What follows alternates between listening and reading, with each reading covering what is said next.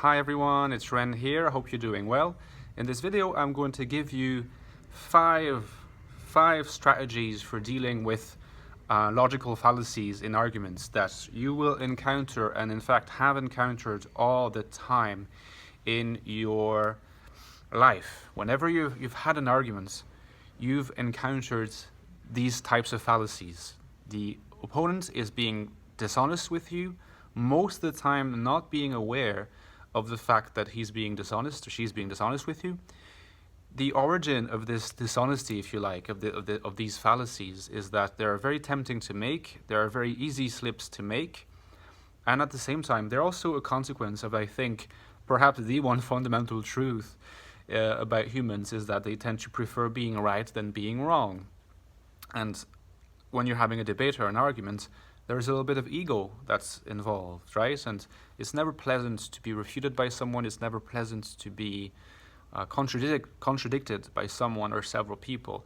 And it is in these situations where sometimes, despite our best conscious intention, we're unconsciously trying to stick to a position and end up slipping into fallacies. But a lot of the time, other people produce and make these fallacies themselves. And I'm sure it's happened to you to be involved in an argument where the other person seems to manage to deal with the situation. This guy is great, by the way. And they managed to get away with an argument that you thought you had won, and you feel like they got away with it unfairly, but you were not quite able to put the finger on in what way they managed to get away with it. And perhaps they got away with it through either one or several of these 5 different types of fallacies. So let's get into it. The first fallacy that I want to talk about is inevitable. You already know that one. Perhaps it is the only one that you formally know. It is the ad hominem fallacy. As you know, it is simply a fallacy that consists in discrediting your opponent's credibility by an appeal to his personality that has nothing to do with the argument itself. So, for instance, imagine that I'm having a debate with Ted about the metaphysics of Plato. If at some point Ted says, well, considering that in that article you criticized this guy and it was so controversial and I you can hardly talk or something, right? Or it could be even simpler. It could be having an argument with someone about anything or a debate, and the person says, "Listen, you were in prison, so how can you even pretend that you can say anything about this?" So this is the argument's ad hominem. It has absolutely zero value. And whenever you hear it said, just call it out, ad hominem, and it will just destroy the opponent. Basically, you're calling out their fallacy. So ad hominem. Second fallacy that I want to cover is a form of ad hominem. It's a little bit more subtle. Usually we call it the tu quoque arguments, and on the internet I checked, it has another name, let me tell you in a second. It's called the appeal to hypocrisy. So I tend to call it tu quoque, even though it's probably not the pronunciation. But the appeal to hypocrisy, as you're going to see that it is a form of fallacy also. But it is a bit more subtle because the ad hominem that it produces has the superficial sort of quality of being linked to what you're saying. So, for instance, if you're having a debate about taxation with someone, and you argue that there should be stricter enforcements of tax, checking taxes to avoid tax evasion, right? There should be closer scrutiny and stronger policies against tax evasion. If the other person argues that there should not be, imagine that you're in the argument and you're starting to build a solid case, and they say at some point, but listen, it's really ironic and so hypocritical on your part because last year you tried to, you were guilty of tax evasion or you considered it. And so like in politics and debates all the time, like this happens all the time, and I swear to you, it works the majority of the time. People who are not aware of this fallacy, people who are not prepared, they'll think, oh yeah, so this politician, he said that, but then, he made this argument then 2 years ago as it's true, he did that. Actually, if the argument is correct and well presented, the fact that, somebody else might mention that politician hasn't upheld it himself, that doesn't mean at all that his argument is not valid. It has nothing to do with it. It's still an ad hominem. Okay, so that's the appeal to hypocrisy. So ad hominem, appeal to hypocrisy. Now the third argument that I want to mention. So which one do I want to mention first? Let me just remind myself of the three more. Yeah. So the argument from authority. That's another one. It's quite well known. Maybe some of you guys have heard about it before.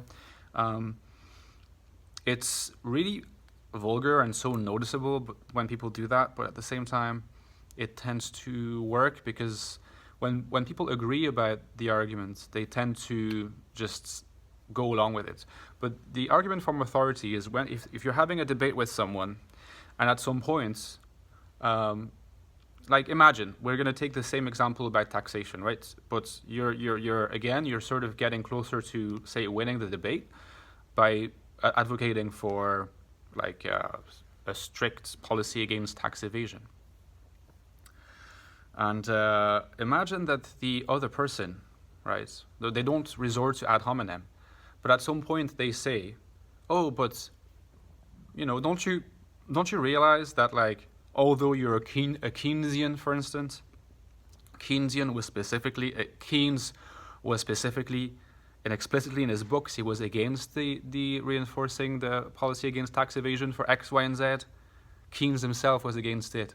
Well, if someone says that, that's another fallacy, and you should always call it out. You destroy the opponents. They've resorted to a fallacy by appealing to authority. That has nothing to do with the argument. What the argument is about, what matters about it, is not whoever says what that has authority.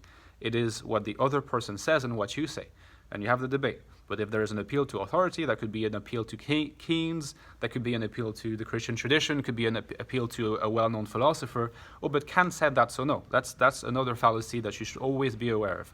So ad hominem, appeal to hypocrisy, and argument from authority. Like they almost in every single argument or debate that you will have with people in everyday life, they will appear. Be prepared to call them out, okay? Now, we're going to enter into a slightly more subtle territory where the two more fallacies that I'm going to be talking about, they are very prominent, but it might require a bit of training to get used to seeing them. The first one is called, right? The first one, the fourth one, really, that I want to talk about, is called the false dichotomy argument, right? False dichotomy argument. So, a dichotomy is that you have only two choices. So a false dichotomy is someone who presents an argument in which they present a picture that seems to suggest that there are only two choices possible, two options possible. And perhaps you would have made an argument yourself that would have suggested that there were more options possible. But someone presenting this false dichotomy should be called out because it's a false dichotomy. And the one example that I have in mind of this is not in the context of a debate as such, but it is something that Jordan Peterson said in one of his lectures.